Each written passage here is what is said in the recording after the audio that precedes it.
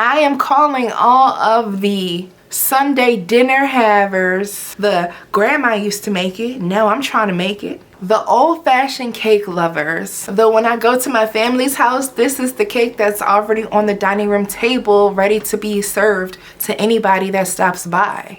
I have a pound cake for y'all. Today in this video, I'm going to be making a butter pound cake. That is right. I don't do pound cakes too much on the channel, but I actually got asked to make a butter pound cake. I'm nervous, I'm not gonna lie. And the reason why I'm nervous is because the prices of butter are going too high. And then the prices of eggs are right behind it too. I am making a very large batch. I'm making enough butter pound cake for 30 people. And I'm actually going to be decorating it for a christening. So I'm going to decorate this cake in another video. So that if you only want to see the recipe, this is the one for you. If you only want to see the decoration, then you can watch that one. If you want to see both, hey. So if you haven't done so yet, go ahead and subscribe to the channel and press on the notification bell. And let's get started. Okay, cake nistas, let's make a huge batch of pound cake. Look at all that butter, all those eggs, all that flour and that sugar. Yeah, so we are feeding 30 people with this cake. The measurements for a regular sized cake will be down below. In my standing mixer with my paddle attachment, I'm going to add in my sticks of room temperature unsalted butter. Now if you decide to use salted butter, or if that's all you have, just leave out the salt from the recipe and your butter will replace that. So I'm going to cream this until it gets nice and soft and begins to break down. At that point, I'm going to add in vegetable oil. The original recipe that I saw called for shortening, which I don't have, but I do have oil. So this is a little bit of an experiment. What's new? Okay, this is literally what I do. I just be experimenting. But I'm going to put that oil in there and I'm going to slosh it around until they begin to come together.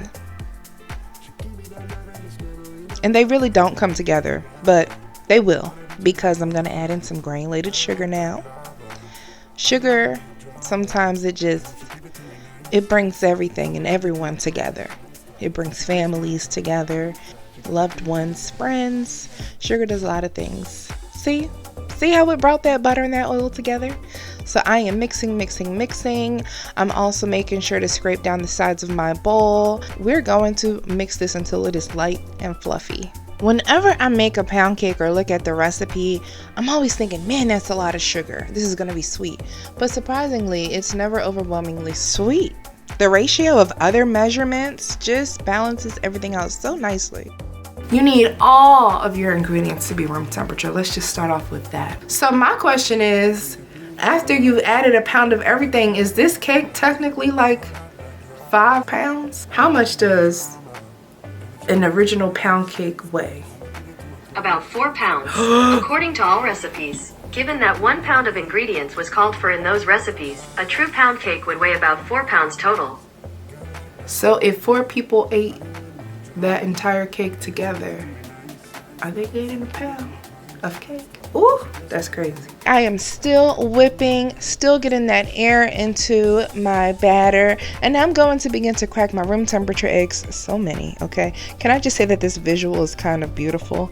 I'm going to begin to add in my eggs one by one. Yes, that is 10 eggs, so this is going to take me a minute to do this. Now, historically, pound cakes rose by the process of incorporating that air, by all the mixing that you do.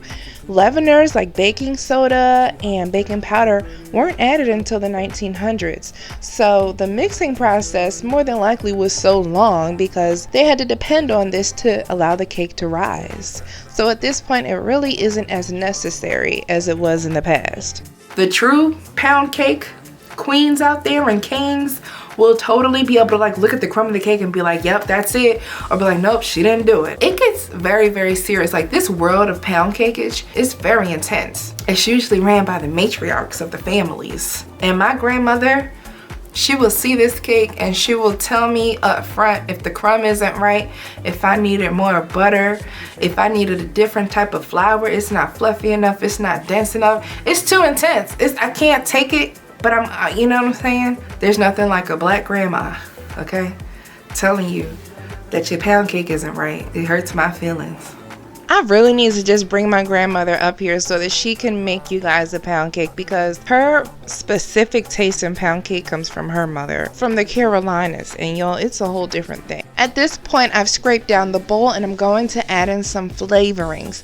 Definitely vanilla extract, even some fresh lemon juice. You can also do a little bit of almond extract and rum extract as well. Not all together, not all four. I'm just saying, like, pick two. That's the thing about pound cake. There's always a seemingly kind of like fruit flavor in the back that you could sense, or a layer of flavoring other than just vanilla. At this point, I'm adding in my salt and my baking powder to my flour mixture, and I'm going to give this a good whisk. And because I have so much batter, literally I haven't even added the flour yet and the bowl is full, I do have to split this into two. So in the mixing bowl that's still on the standing mixer, I'm going to add in my flour as well as my buttermilk, and I'm going to incorporate these one after another, starting with the dry.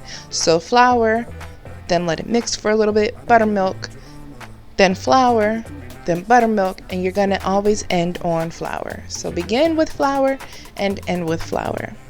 And this is a rule of thumb for most cakes. It just helps to make sure that you don't over mix your batter once you've added your flour.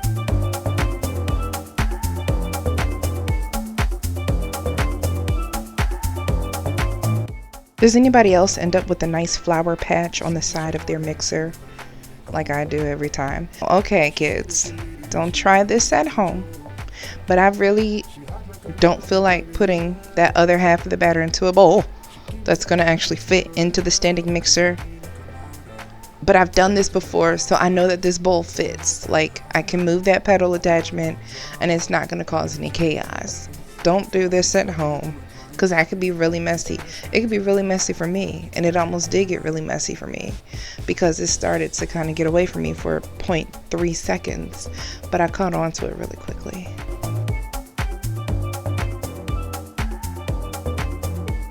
As I typically do when I'm making a large batch of cake batter, I pour both of my batters into a large pot and then I stir them to combine them.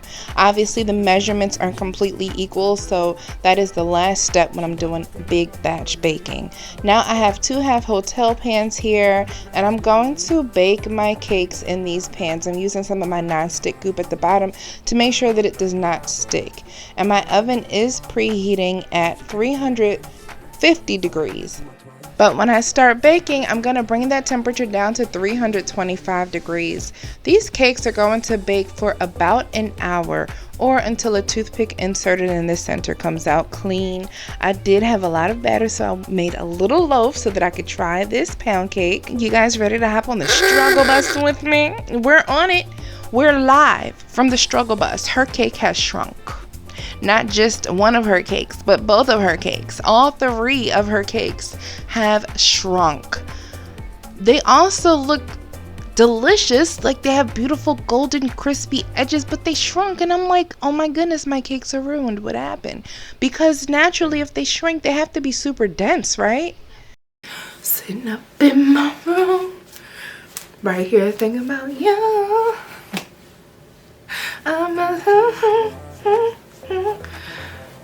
That's pretty much how I deal with monstrosity. I just live in Delulu land, because now I'm gonna have to make these cakes over. I can't. Pound cake is too expensive. Are you using cake flour or all-purpose flour? Are you using vanilla or are you using some other type of flavor? And that's the debate. There are so many debates on pound cakes, and there's so many different types of. There's a millionaire pound cake, cream cheese pound cake, butter pound cake, there's original pound cake, there's actual real pound cake. It's not for the faint of heart. This is not for the weak. I have made a Target run getting more ingredients, and I'm going to redo this cake. Now I have to sit and think about the science. Okay, so cakes usually shrink when too much air was incorporated into the cake, so it shrunk. And I know that when people make pound cake, they often tap the pan before they put it in the oven to settle all of those air bubbles, and that's something that I didn't do. So is this like the extreme version of what happens when you don't tap your pan? I don't know. All I can do is try to redo everything the same way with less incorporation of air. One thing that I noticed, and I don't know if it was that lemon juice keeping the emulsification process from happening, but look how my butter and oil are just dripping. I've even added the sugar and it did not thicken up like it did before, but I'm not gonna let that discourage me. I don't have a choice. I need a pound cake. Okay, so I just went along with the recipe as usual, and you can see my mixing time. I know I edit these videos, but my mixing time, you guys, was literally like a third, because the first one did probably mix for about 20 minutes. I walked away, I did several things, but it was still mixing for a long time just with that butter and the sugar and the eggs. So this is the second batch. It looks great, which doesn't mean much because so did the first one, but we're going to do this again and see what happens. Woo, I was so nervous, y'all. Fingers are all the way crossed. I'm trying to hop off the struggle bus. This is my first time on this year for 2024. I really didn't want to have to be on this thing again. I'm in the front seat. Cake Nieces, it's been a while since I've been this nervous to bake a cake, but I said several prayers.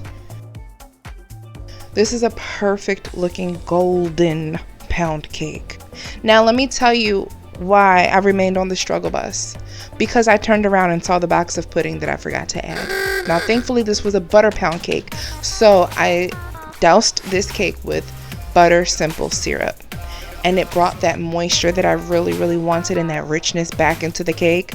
Let me cut this cake because okay, the outside could be gorgeous, but what's going on the inside? Okay, all right, so the inside looks great too.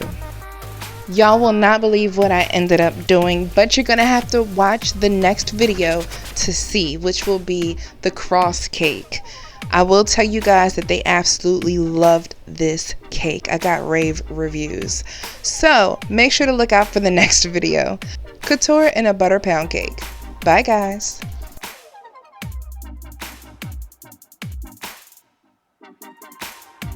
The Cake Nista comment of the day is going to go to Marlene Amy 6073 on my drunk Barbie cake. Marlene says Barbie was singing "What Was I Made For" and started crying, then passed out. I need to Google that song to play "What Was I Made For." I love this song. I didn't know the title. I love this song. I see it on Instagram. Aw, Barbie. At least you look cute. If you're gonna be passed out, wear an iridescent skirt. Thank you so much for commenting.